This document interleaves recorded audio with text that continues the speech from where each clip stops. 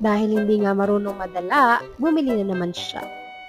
Guys, pangapat niya na yan, 300 yung isa ha, in fairness. Para kasi makabili ng mismong collectible, bibili ka muna ng either mega or giga fries or tera fries. So, ang mamahal, di ba? Tapos, yung mismong Poco, 149 siya Kapag each. sila pa din, hindi na ako bibili. Okay lang naman kahit sino makuha basta hindi na si Silly Poco at si Surprise Poco. Sino kayang makukuha niya? Si ate naman tumigit pa, nakita Tama naman ako? na yung list. Hindi! Ayan, tama ang hula ni Jepe. Buti naman, thank you Lord. Oh my gosh, sayang na naman ang pera kung hindi. Pinagkapili-pili pa yan, girl.